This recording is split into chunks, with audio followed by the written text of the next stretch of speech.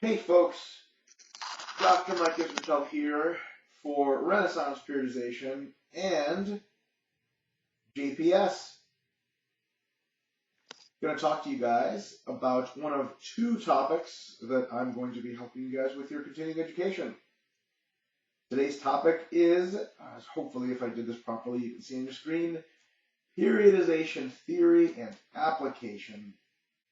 Basically going to be doing a run through of kind of what periodization is, but for the most part, why periodization, where it comes from, what is the necessity for periodization to develop, because, some of the critiques against periodization have been that it's this sort of needlessly layered concept and something that we just kind of like to do to manipulate training variables to look more fancy.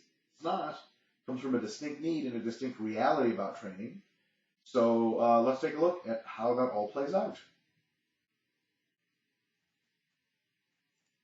All right, so contents here today. So we're going to basically set this up. First, we're going to talk about what the purpose of training is. And we're going to discover that organizing training is a good idea. We're going to explain why. That's going to segue into what periodization is for. So hint, hint, spoiler alert, it's a way to organize training. And periodization actually has two critical concepts. What does this mean? This means that if we just get rid of everything else about periodization, if we really have to question why is periodization a valuable feature of a training program setup, why do we have to have it? There are these two concepts that essentially prop up this vast majority of periodization.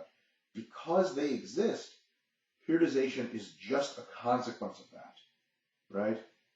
It's almost like if someone would ask, why is a stringer tank top a thing? Okay, what is the underpinning factor behind a stringer tank top? Maybe two factors. One, you want to show off your muscles, and two, it's hot outside, so you don't want to be covered up with a ton of clothes. Okay, if it was cold outside and you didn't want to show off your muscles, you could really start to ask, why would you ever wear a stringer tank top? And that would be a really, really good question. At that point, it's by no means clear why you're wearing one. But if you say to somebody, look, I want to show off my muscles and it's hot outside, they have a really hard time arguing against you wearing a stringer tank top, at least for those basic reasons. So, a hell of an analogy there to start out. After that, we're going to go through two more concepts that are kind of bonus. I mean, we can already establish periodization as necessary and implied because of the two critical concepts, but there's two more concepts that are a really big part of periodization. And after we introduce them, it really starts to look like periodization is very much here to stay. It's very much a useful thing. We're going to talk about just a quick example of application of periodization in powerlifting. This is not going to be an in-depth concept because it's actually a really simple application. We're just here to take a very grand tour. We're going to talk about a bodybuilding application and then summary and closing thoughts. So without further ado, why do we train? Well, it's a good question. It's a couple reasons. One is to get better, just to improve. And a lot of times with clients that you work with that don't have competitive aspirations, the improving is really the main part of what we're trying to do. Right? Getting better without question, and getting better at something like the fastest rates, but not necessarily the fastest, potentially just the most long-term yielding. So you want to get the most out of training. Right? And there's different ways to train, and some get the most. So maybe it's a good idea to think about which ones get the best time. Right? So it's to get better. And a big implication of that also that underlies that is not getting hurt too often. So any purpose of training has to be get better, and this is why I was sort of remiss to say as quick as possible, because as quick as possible usually elevates injury risk. But if we can say get better as quick as possible while mitigating injury risk, we start to have a pretty good reason for why we're training, right? Can you imagine someone saying that the reason they train isn't to get better as fast as possible, mitigating injury risk? It starts to become confusing as to why they are training at all. And of course, the purpose of training in the context of sport is to win competitions. Or in other words, and as we'll see in our sports science lecture, competitions don't have to be against human beings, they can be against yourself. So any goal that you have, I want to lose 15 pounds, I want to increase my strength, I want to become more mobile, more stable, that can be a kind of winning the competition, so to speak. There's something to say for that. But that, we definitely want to win. And here's the deal about competitions and goals. The timelines matter. Right? So our purpose of training isn't just to get better. It's also to accomplish certain goals / win certain competitions. And it is not just to accomplish certain goals or win competitions. It's just sort of whatever, right? It's at certain times. Remember back in the day, actually quite recently, Louis Simmons, who, I'm sure had he did have a lot to offer, especially for powerlifting, would say some comical things every now and again. And about his sort of concurrent or version of concurrent conjugate periodization, would say, while regular periodization, whatever that means, has athletes that need months to prepare for a powerlifting competition. My athletes are ready in any given month out. They just need 1 month at any given 12 months of the year, and they can compete at the highest level.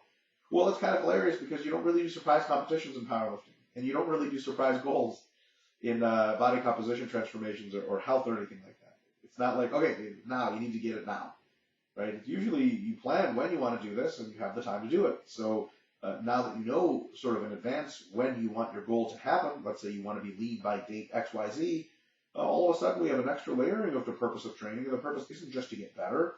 It's not to get better to a certain goal, it's to get better to a certain goal at a certain time frame. That's quite a bit of complexity. And that gets us into our next discussion of why are we organizing training. Right? So why not just train at random? We already have a little bit of hint to that because the training landscape starts to look a little complicated when you have all these demands of getting better for a certain goal, and getting better for a certain goal at a certain time. Right? So already that's not random. Right? That's a very, very precise set of requirements that may require a precise set of solutions, which are themselves not random. Now, when I say why not just train at random, why not just fucking train hard, bro? Fuck on the science. Maybe there's something to that. Here's the thing.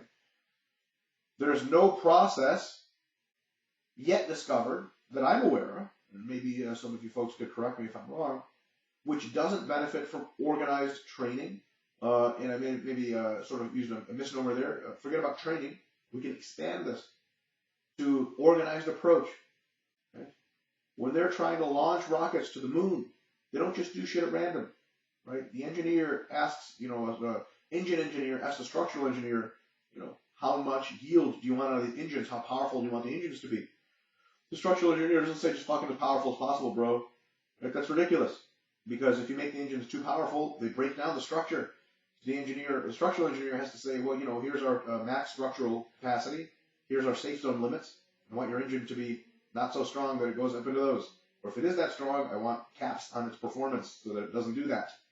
And so anything that's worth doing well, any process you want to optimize, that you want to get the best out of, has to have some level of organization to it. Right? The body is no exception, and training is no exception. Why? Because the body is a complex, adaptive machine. And machines work by principles, not at random. Your body is not just full of stuff. Muscle is not just this sort of aggregate of contractile tissue, whatever that means. It's just kind of this mush that kind of works. It is a very finely tuned, to quote the water boy, finely tuned athletic machine. I ain't going to have him hit in the head by some idiot water boy. Do you understand me? Anyway. It really are, as lame as it sounds to say, the athletic body is a finely tuned athletic machine. And machines work by principles, right? You don't bang your computer on the desk to try to get to work. You may be inclined to do that sometimes when it's malfunctioning, but we all know that is a very frustration-driven and erroneous solution to a problem. It's not an actual solution. How do you fix a computer? You input certain variables into it in certain particular ways. That fixes it. If it's not broken, that gets it to do what it's designed for, what you want it to do. So complex systems, especially complex adaptive systems, have to have an organized process by which you interact with them to get what you want out of them, including making them better. It is not a random process. So organization allows us, through that process, to do a couple of really great things. First, organization allows us to assess our needs. We have to figure out what is it that we are requiring. The only way to do that is through an organized process. For example, let's say you're not quite sure what to do in your training. You have a component sport like wrestling. And in wrestling, you need strength, you need some power, you need some speed, you need some endurance, and you need some skill work. Plenty of it. So only by taking tabs of what's weakest and what's strongest and laying out a long-term plan can we even figure out what is it that we really need to train the most, what is it that we really need to train the least, what is it that we really need to train now, what can we train later. right? So only an organized approach allows us to assess those needs. Only an organized approach allows us in a way to train in a way that meets those needs. For example, if in wrestling you realize that your technique was lagging, but your strength was quite good, and someone's like, "We're fucking training today," and you're like, "Sweet," and they just have you do like a circuit of strongman stuff. You're like, "Okay, this is good, but I feel like I need to actually learn how to wrestle better." And they're like, "Fuck it, it's fucking training. You're overthinking it, bro." Like, that's ridiculous. Right? So an organized approach, saying, "Okay, we're going to have 20 hours a week to train. We're going to take at least 12 of those to train for technique, and then squeeze everything else into the other 8. That's the beginning of an organized solution to the problem. Organization also, and we'll get into this later in the sports science talk, depending on which one you watch first, we can, through organization, reassess where we are to make sure we're on track. Are we actually improving in technique, or do we need more training? Or are we regressing in strength, so do we need less technique training? So on and so forth. Organization allows for that. And of course, finally, in the end, organized approach to training means that we can be our best at the right time, which is very, very critical, right? Being the best at the right time is how you win stuff and how you accomplish goals and how your clients pay you money and tell everyone about you and make you more business because you got them lean for the holidays, for their holiday in Thailand or whatever. Not just at some random day of the year and you're like, all right, sweet, you can just get off your diet, and all of a sudden by the time they go to Thailand they're fat and they're pissed at you. If you don't do this, if you don't organize your training, otherwise it's just quote unquote train hard and it's dumb luck as to whether or not you succeed. A lot of folks sort of have this fear that is irrational, that periodization is this nerd bullshit, and fatigue management definitely nerd bullshit. And what they end up thinking about is that, it's like mutually exclusive to training hard. You either fucking train hard, brother, or you organize your training and train like a wuss. That's a ridiculous, ridiculous thing to say, and it's almost exclusively said by the kind of idiots that only train hard and don't know what periodization is. It turns out that the best athletes in the world, on average, train incredibly hard at the right times through a periodized system, through an organized model of training. Organization doesn't mean you don't train hard. As a matter of fact, by managing your fatigue, you can actually train more and train harder when you have to with organized training. So I'm not making an argument as hard training. Hard training is critical. What we want is more than hard training, not just hard training. We want the hard training, and then we want a structure to organize it for us. So that brings us to our definition of periodization. And it turns out that periodization is really just another name for organized training. Okay? Periodization has an actual definition. It's a very good definition. Periodization is the manipulation of training variables over short, medium, and long time scales to improve performance, number 1, reduce chances of injury, number 2, and allow peaking at the desired time, number 3, as opposed to some other time where, you're not the world champion if you squat whatever you squat at your gym. You're only the world champion if you squat at a competition. So that is the 3-part definition of periodization. So if you ever need to go back to this slide, you always have it. And there it, the periodization definition, that's what we learned at school when I was in a PhD program. It's in a bunch of books. So when people say, what kind of periodization are you using? They're already kind of asking a sort of weird question. What they're better off is asking, sort of what kind of progression are you using? What kind of phase potentiation are you using? So on and so forth. Periodization is a very, very grand concept. And it really is, to put it another way, the way you organize your training. That's really all it is. Now, the classic discussion, which I won't be giving you today, of what periodization is actually just opens up into the 7 or so principles of training. Because periodization really is composed of the 7 training principles. But that talk I've given numerous places, so on and so forth. It's around on the internet somewhere. I'm sure I'll be giving it again. But when people say, what kind of periodization are you using, or why is periodization important, they don't think of manipulations of training variables at the short, medium, and long time scales to improve performance, because that's all of training. Right? They think particularly of the phasic structure of periodization. Why do we have dedicated training phases that prioritize several variables of training over other variables for some time and then switch to others? Okay, that's called the phasic structure of training because it occurs in phases. That gets a lot of attention. That gets a lot of questions. Why the phasic nature? Why can't we smoothly manipulate training variables so that it really kind of any particular week or month of training looks pretty similar and we can concurrently train for everything at the same time?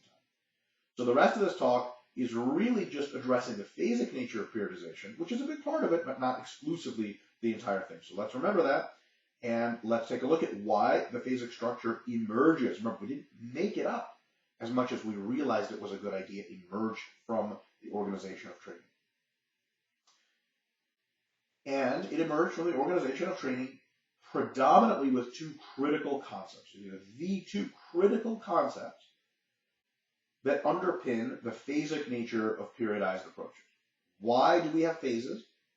There are two critical concepts that give birth to these phases. Okay? And they are really the core of why the phasic part of periodization works. So what are they? Number one, they are first specificity. All starts with specificity. Okay? Specificity is real simple. It's a bunch of different sub-definitions. One of them, which we'll focus on here, is that you get better most at what you train most. Now, that is about as fucking opposite of rocket science as you'll ever get. Look at this. I started out with rocket analogies, and now we're back in kindergarten. But it really is true.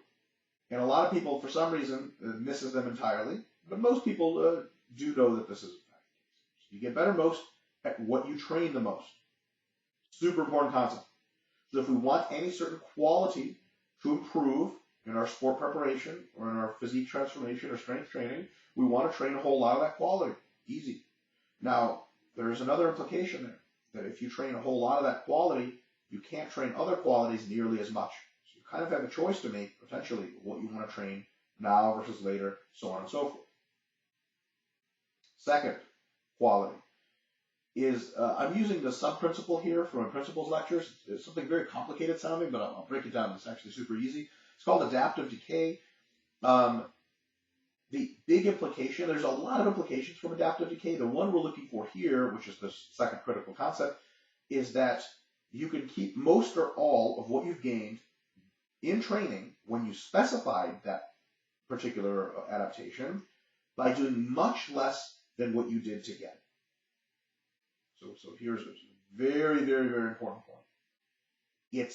To rephrase it even more simply, it's much easier to maintain a gained characteristic than it is to train to get that characteristic in the first place. Right? Here's a quick example. Once you have put on new muscle size, the amount of training volume it takes to keep that muscle is like 1/3 or less on average of what it took to get there. It's a big deal. If you gain strength, maintaining strength takes 1/3 of the volume that it takes to actually get the strength. That's a big deal, right? So we know two things now. You get better at what you train most, and that really does imply that whatever we want to get better, we should train a lot. And that to keep what we've gained, we really don't have to work all that hard. So here's where it comes down to why this is a critical concept. So you can ask the question of why not just train the same all the time? Let's say we're training for strength and hypertrophy, just 50% strength program, 50% of hypertrophy. Well, here's the thing. The minimum effective volumes, the amount of work it takes to improve, constantly go up through your career. So what ends up happening is if you try to train 50% strength, 50% hypertrophy, you might be in a situation where anything less than 40% of each is just not enough volume to improve. Remember, it's difficult to improve qualities, and they require a lot of attention to improve, especially at high levels. Point number one. So with a 40% minimum, training each one 50% is cool because you're 10% above the minimum and you still make gains. Not very great gains, but you make gains. But what happens when you get to a 60% minimum? Like of all of your training volume, because you're so advanced in muscle size, at least 60% of it has to be occupied by hypertrophy training for you to make any progress. If we do 50-50, we just don't get any progress in hypertrophy, right? And a lot of you know exactly what I'm talking about because you're advanced enough to have felt this in your own training. Let's say that it takes you at least 12 sets per week of squatting to get bigger legs, or squats, leg presses, whatever, 12 sets of quads. And I tell you that 10 sets of quads is the most we're going to have you train because the rest of your training is going to be occupied by other stuff. And I tell you, yeah, it's just going to still improve your legs, but slowly. That's probably not true. You probably won't improve your legs at all. It's just a way of spending way more energy than needed, but still maintaining something. Really bad deal. And if strength is also 60% minimum of your total volume to get better at this point when you're more advanced, then if you train 50-50, here's a really interesting thing that happens. You actually no longer get better at either quality. Now, to be completely honest, it's usually like you get better much, much slower at first. But if you just put one of them on the back burner and train the other one a lot, you would get great gains for one of them while the other one was just stable. And then you would switch gears, and the other one would have great gains, and the other one was stable, and then over that time, you gain at a very, very good pace, as opposed to basically trying to split your efforts into so many things that you get very few of them done. It's kind of a very simple analogy here, is kind of like trying to check your emails on your cell phone while having a conversation with someone on the cell phone while driving. Okay. Can you drive and have a conversation at the same time? Yeah, probably. Can you drive and check emails at the same time? You probably shouldn't, but you probably could. Can you have all three at the same time? Well, your productivity at all three at the same time would be real bad, possibly close to zero. You'd be like, look, I either got to stop the car, or I can't do all this shit at the same time. So what is your solution to that problem? Well, hypothetically, you could just do one of them at a time. Get to your location, sit in your car, get through your emails, have a conversation on the phone, and then remember, when you get to your location, your car doesn't just roll back downhill and go back to the earlier part. You already succeeded getting to your location. You check that one off the list. You're maintaining your location at this point of where you need to be. Once you checked all your emails on your phone, you've checked your emails. They're done. They're checked. And once you've had the phone consultation or a conversation, you've successfully checked that, and now you've accomplished all three things. You win. As opposed to driving around the city for God knows how long, trying to do all three of them, and there's the injury risk part, right, where you probably get in a car accident.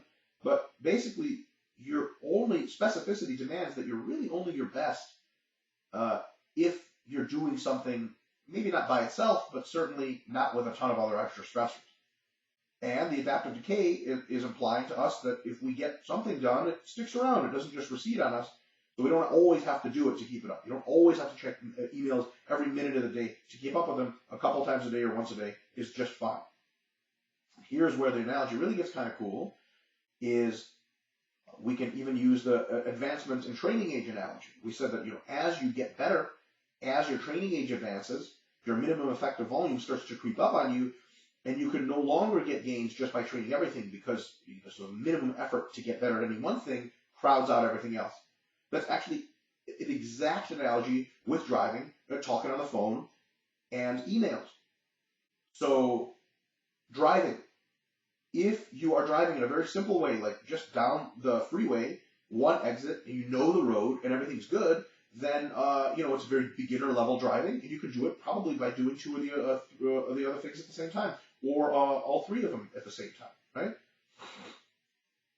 What about if it's raining outside and you're driving to a new location and your GPS is kind of getting wonky on you? You can't do shit else. You got to get to where you need to go, and that's going to take all of your, or most, enough of your bandwidth, where squeezing in another thing like checking emails or talking on the phone just won't work. I'm sure you guys have had this situation where you're talking to someone on the phone, and they're blabbing about something, and you're blabbing about it, and then all of a sudden you're like, fuck, I'm missing exits, I have no idea where I am. You're like, Nate, listen, let me call you back. I gotta get to where I need to go. I'm like on my way to a hotel in this new town. I have no idea where the fuck I'm going. It's dark. It's fucking raining. I'm probably gonna get killed by psycho serial killers. I gotta let me call you back. So you automatically split this up into a phasic process, because you realize doing both of these at the same time requires so much of your efforts, you can't actually squeeze them in and get any degree of quality. Right? You could keep that person on the phone, but you're not paying attention to anything they're saying anymore. And someone's like, yeah, at the end of 15 minutes when you finally got to your destination, you're like, oh my God. They're like, yeah, so did you get what I'm saying about like what Mandy said to me? And you're like, who the fuck is Mandy? Oh, fuck, I didn't pay attention to a fucking thing you said. It's wasted, right? It's like trying to do a shitload of hypertrophy work and sprinkle in some strength work, and the hypertrophy work tires you out so much that the strength work is really just strength work in name. But it's so low in intensity and so poor in technique that you're not actually getting any strong, right? And then what about the email checking? Well, there's different kinds of emails. There's email replies like, yep, see you there at noon, click. And there's email replies like someone's like, hey, can you explain to me some periodization concepts? And this is someone you're mentoring or something. You're like, fuck, I can't just type that out on the fucking road, right? Or you're getting hired for a new job, and your boss is like, hey, can you resubmit that resume and your bio to me, and also can you answer the following technical question about job? And you're like, oh fuck, I gotta pull over and really answer this like diligently. I can't drive, I'll do that. Sure as hell can't do it while talking to someone. And of course, just to finish out the analogy, there's different degrees of conversations you can have. Right? You can bullshit with your fucking friend or training partner about like, oh yeah, if I ate a shitload of Mac that one time and I threw up, ha ha ha. Right? Just bullshit is easy. You can do that and navigate at the same time. Maybe even answer emails at the same time. But if it's your partner calling and he or she is telling you like, hey, look, I got this situation at work. I really need your advice. I'm in a really bad spot. Like I've been crying for a couple of hours. You're not going to check your fucking emails while talking to me. Maybe you are if you're a fucking scumbag, right? But you're going to need to, like, some conversations are like, I need to pull over for this, right? I need to stop the car because this is some heavy shit, right? And it requires all of my bandwidth. So, as you guys can see, this concept doesn't just apply to training. It applies to everything, right? When you need to do a real good job at something and only a good job is the only thing that's required, you can't mix a bunch of shit together. You have to dedicate phases to things. Get it done. Keep the gains, move on. So, just another really quick example, and this is the sort of very classic one. If you could get bigger and stronger at the same time, why not do it? Strength for half hypertrophy, half strength. Well, here's the problem. You get much bigger if you focus on size training rather than both. If you're focusing on strength training while doing size training, you have to cut your volumes lower because strength training has a maximum adaptive volume that's much lower than size training because you need to be way more recovered to train heavy than you do to do just extra reps and volume. So all of a sudden, you need to cut a bunch of volume to accommodate your strength training, and that means volume and volume hypertrophy are related super closely. So all of a sudden, if you just cut out your strength training or reduced it heavily, you could get much bigger if you just focus on size training and have high volume. On the other hand, if you are trying to get stronger, you want your volumes to be lower. You don't want extra volume polluting your program because that causes a lot of fatigue, which causes technical breakdown, and which causes either reductions in strength or just a less incremental addition to strength because of your high fatigue and competition for adaptations.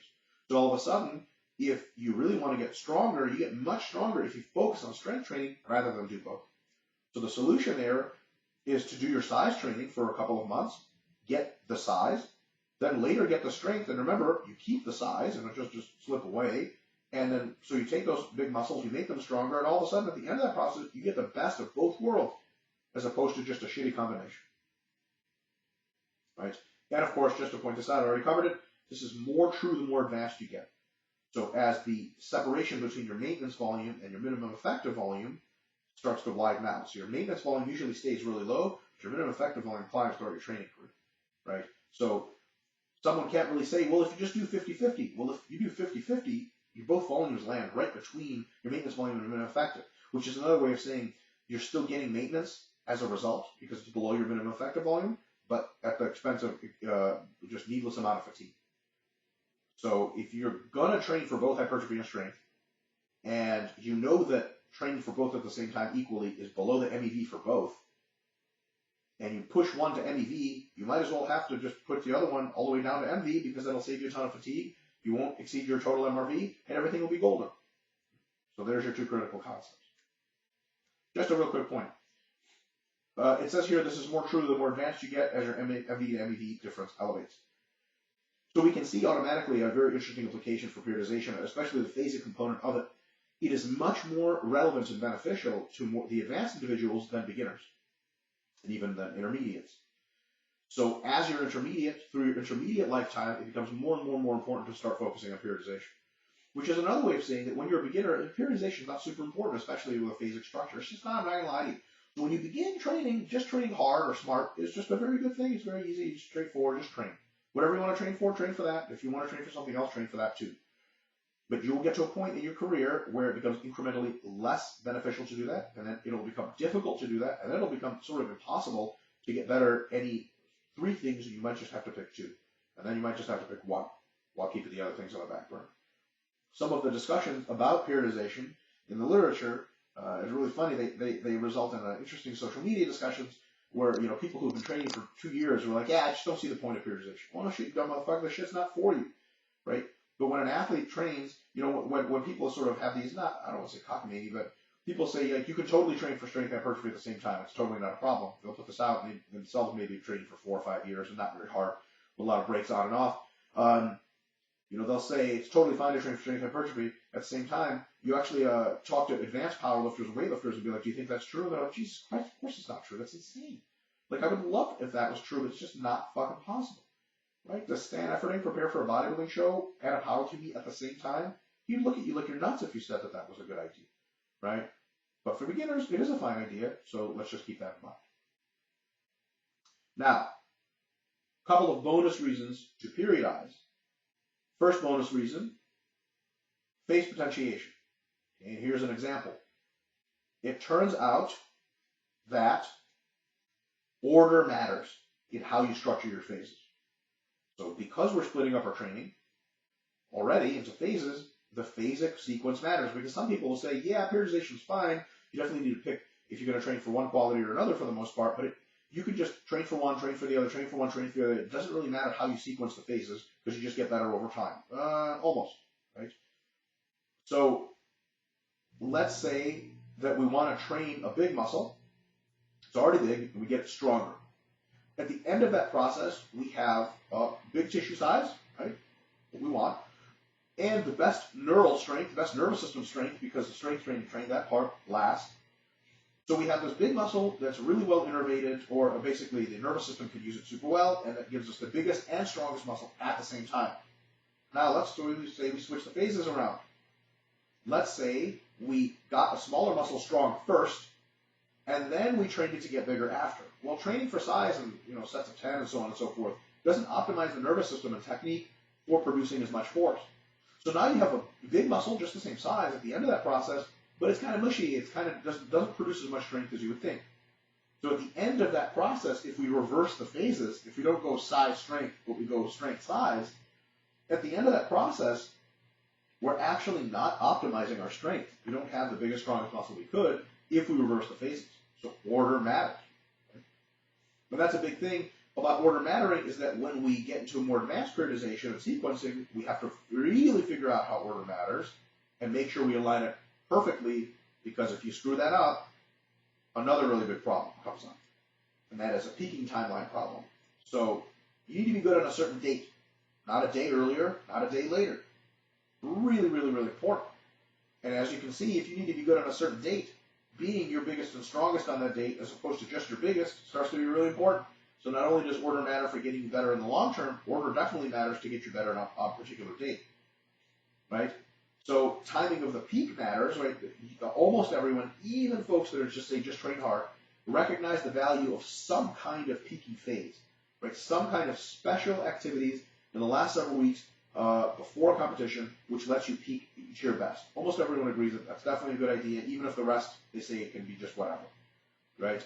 So peaking matters, thus just train hard doesn't work as well. So even folks who would say periodization is pointless have to admit that towards the end of a competition period, preparatory period, when you are about to compete, periodization starts to matter. Okay? Even if your periodization annually looks like whatever, garbage, peak, compete, relax, garbage, peak, compete, relax, that is still a form of periodization. There is a periodicity about the way you approach them. So peaking timelines, once we take them with phase potentiation, with adaptive decay, the idea that you can keep a lot of what you gain, or most of it, or all of it, and the idea of specificity, all of those together, if you consider them, you basically have to periodize training. If you don't, you're leaving things in the tank. That's it. There's no other way around. You could say that there's degrees to that for sure, and if you're a beginner, you need to do less of it. If you're advanced, you need to do more of it, but everyone needs to do some amount of periodization, because all of these things matter. These concepts matter. Super quick example for powerlifting. You guys might have seen something like this before. Just an example. This isn't exactly the way you need to be doing this all the time. Oh, what's up, Omar? Sorry about that. So you basically don't have to do it like this. It's just an example to illustrate phase potentiation. So, in the first 8 weeks for powerlifting, you might build muscle for the most part. by an average repetition range of 8. There's average, that means some exercises higher, some lower, so totally fine. But an average of 8 builds you muscle in the fiber type and strength range that allows really, really good carryover to basic strength training, which is no surprise what we do second. So first is hypertrophy. The next 8 weeks are going to be building strength. You take that big muscle that you built, or those big muscles, you make them stronger by an average rep of 4, which means, sets of, 5 to 3 reps on average, but, some of them could be 7, some of them could be doubles, so on and so forth. That is all much more detail in your programming. You get very, very generally strong. Why? Because it's heavy enough to get you strong, but the reps are low enough, the reps are high enough, the weight is low enough that it gives you an ability to put in plenty of volume, right? We could say sets of 1 would make us the strongest, but it turns out sets of 1 are so hard to recover from, the amount of volume you can do really isn't that high, and it turns out it doesn't get you stronger as fast over the long term as does a little bit lighter weight, a little bit higher reps. After that, we're muscular, we're using our muscle to be as strong as we can. Next, we need a shorter phase, maybe about a month of peaking, and this is, some people need more, some people need less, depending on circumstances. Then you peak for 1RM performance by average reps of about 2. So you can do triples, you can do doubles, you can do singles. Again, the question is, why not just do all singles? Well, closer to the meet, maybe a week out, you probably will be doing all singles. But the thing is, once you set up the bar, be it in a bench press, be it in a squat, be it in a deadlift, there's still a volume issue where you're still training, right? You're there to do plenty of work, and sets an average reps of 2. I'm basically explaining why it's not average reps of 1, right? Average reps of 2, you might as well do a couple of reps, doubles, triples. It's a very similar weight to the weight that would stimulate you to increase your 1RM, right? It's not much lower, and it gives you more practice with that weight, which is another way of saying more volume, and it makes you better at 1RM weights. So absolutely, should you do singles in a prep? Absolutely. They shouldn't all be singles, because then you're artificially lowering the amount of practice you get with super heavy weights. Quick example, if you have, low bar setup on the squat, it's fucking annoying, it already hurts. The setup's the worst part of the lift by a long shot. So if you get yourself, jacked under the bar, you get your elbows and everything into position, you walk the weight out, like if you can do it for a double, you might as well do it for a double, as opposed to having to redo that setup every single time. The setup is fatiguing, so it counteracts your program like that. And also, the setup is potentially injurious. It certainly aggravates various things. So the fewer number of times you have to set up, the better. After that, you might take 2 weeks to do active recovery, which is basically just fuck around, let everything heal, and then you can repeat the process. There you go, powerlifting periodization. We already know why we have all these phases in there for the various principles described earlier. What about bodybuilding? Very similar sort of setup. Just an example again. We can take 4 months to build muscle, and of course, as a byproduct of a hypercaloric diet, we're going to gain some body fat. But we're going to gain a lot of muscle too.